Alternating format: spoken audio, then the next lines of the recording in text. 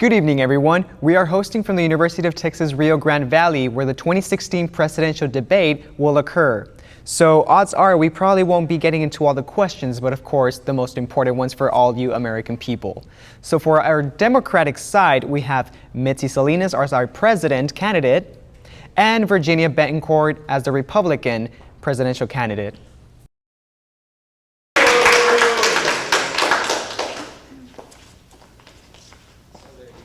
For our vice president candidate, we have Abraham Aguilar for our Democratic side, and for the Republican side, we have Christian James as the vice president.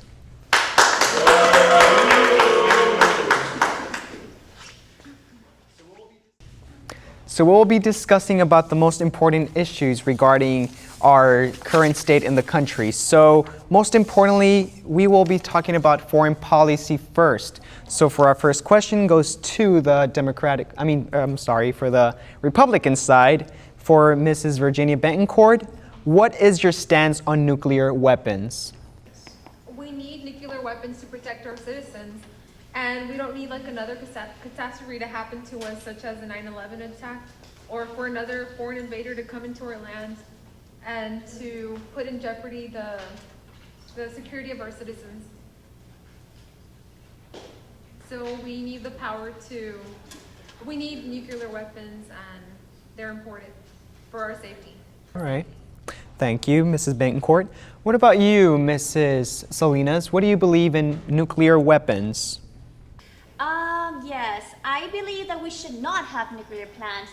Reasons being that, let's say we have somebody as a president and makes a wrong move about that. To have a nuclear war, we only have a certain amount of minutes to back out from that. If not, within those certain amount of minutes, we could have a World War III, and a lot of millions of people's lives, innocent lives, will be gone forever. And not only that, the earth would be forever not the same. And what if other people invade over here? We don't need to start the nuclear war because of that. Why would you want to do? What about Pearl Harbor? Okay, those were done with planes. How is planes and nuclear the same thing? You're talking about millions of lives here at stake versus a overnight thing. All right. Thank you, Mrs. Salinas. So for our second concern is economy. You guys know that it hasn't been the best economy that we've had probably since it's been really bad, just like the Great Depression back then in time. So it seems like it's happening all over again. So what are your stances in economy? You know, like many college graduates aren't able to find jobs. So what will you do to fix this for students that are barely graduating out of college? Mrs. Salinas, you have 1 minute. I feel for the students who are in college, who are scared after they graduate. I know that feeling. I've been there. So what I say is that we tax the 1%, we tax them, make them pay for the student loans, for anything the students are going to get. What else is that we tax them to get more jobs, opportunities here in America. So that is what I plan to do, to make more jobs and for the students who are in college. Thank you. You believe in opportunities, but it should be for hardworking people, not someone to get it for free. Many students work 2 to 3 jobs just so they can pay classes. Yeah. Well, that's how it should be. It should be a ladder. Okay, but anytime, but a lot of people get mental illnesses and that's how we're more in debt, because everyone else is. It is Virginia's turn to answer, Mrs. Salinas. Thank you. And not everything should be given to you. That's why we're more in debt, because we're helping everyone. How are we helping everyone if students are in debt? They're on They're stamps, with everything. Yeah. All right, so for our last question, racial relations. So what is your stance on Black Lives Matter? You know, this has been a big issue. So what is your stance on Black Lives Matter, Mrs. Betancourt? I believe that Black lives matter, but I also believe that all lives matter. You look at the statistics, and 75% of the people that are in the facilities are African American. And we have to look at that. I mean, we don't want another scenario to happen like the Tamir Rice, the 12-year-old who we shot him, but the thing was that he was taunting us and he had a pretend gun. We were trying to protect ourselves. But that doesn't matter. I mean, everybody pays with toy guns. You have to have respect for authority. He was a obviously kid. He didn't have any respect. Who doesn't play with toy guns? The little boys play with toy guns. Well, Why his would mother he die for a toy him gun? and taught That him better makes than no to sense. shoot a gun at a police officer. Order, please. He All should right, have known thank you, better. Mrs. Virginia. What is your stance on Black Lives Matter? Mrs. Salinas, you have 1 minute to answer. I believe the reason why the movement of Black Lives Matter is because they're tired of all these crimes against black people, and I can feel for them. They don't. You see all these black kids dying for no reasons, though, and there's evidence to prove that sometimes it's not even their fault for stuff. I believe, they're just tired. These people are just tired from everything, from being stereotyped, for being angry, and when you see them, you feel It's not stereotyping, it's looking at the facts. it's looking at the Factual facts. Okay, but evidence. you're saying that all black people are thugs. That is not All right. Fair. Thank you so much for your opinion. We'll be right back after this short break. You guys can go have a lunch, and we'll be right back.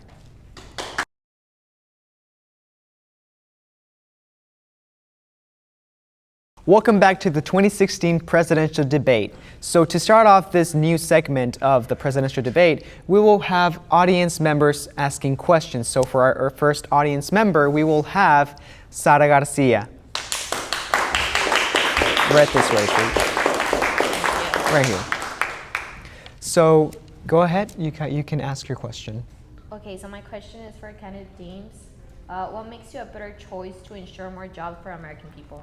I believe that we need to make more jobs here in America and stop having jobs overseas. Because if we bring in more jobs here, we can lower the unemployment rate and also have like USA made goods, which is better because we don't have to like make more foreign policies and get more treaties and stuff. So it should be a better aspect to make jobs here and bring foreign country jobs over here.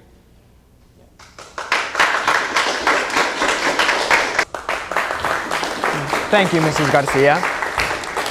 So for our next question, we have... I'm sorry, come over here and say your name. Everybody, let's give her an applause. What's your name? I'm sorry. Jacqueline Arias. Jacqueline Arias. So she has a question for our Democratic side. So Under President Eisenhower, the top marginal tax rate was at 91%. Today, it is at 39.6%. Should we increase or decrease taxes on the wealthy? I believe we should increase taxes on the wealthy because they're earning more than everyone, middle class and everything, and we need a cut of that, and we need more benefits, and that could help us out a lot with students and college loans and jobs.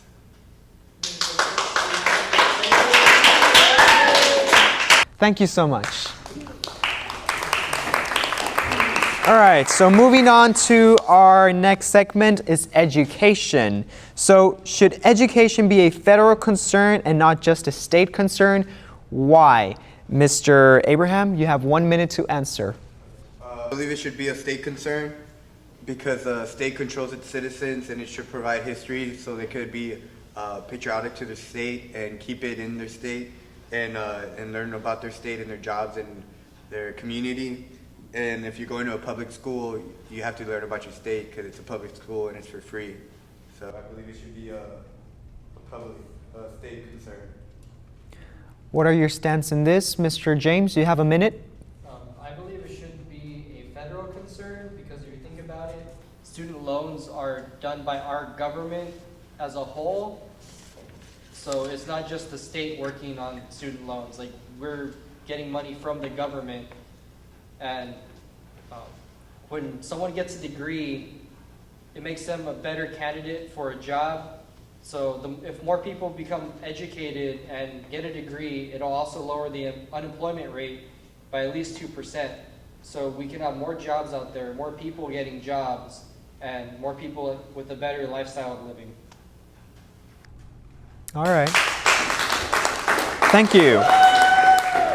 Now let's talk about immigration. Mr. James, what goals do you have for refugees that are coming into this country? What are your goals for them? I believe that the refugees coming into our country should use programs that we have that allow them to become legal citizens, so they're not undocumented.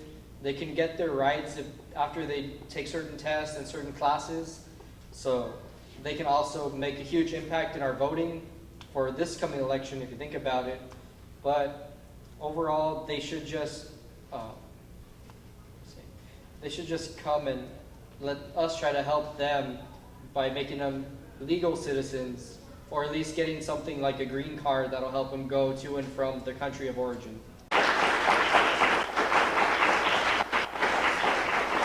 What do you think about this, Mr. Aguilar?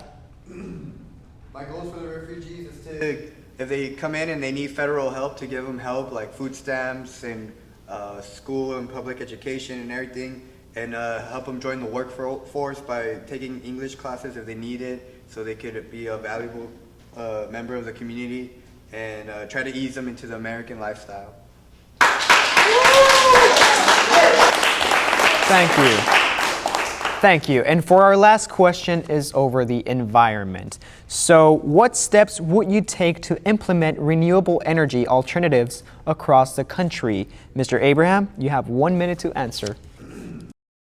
The steps I would take to implement would be looking into alternatives like solar power, and cut efficiency on cars, maybe get them to run on water, electricity, and control the pollution on companies, the big companies, factories, and make recycling a big deal, and just go green, ride your bicycle, make stuff easier, access on feet or carpool.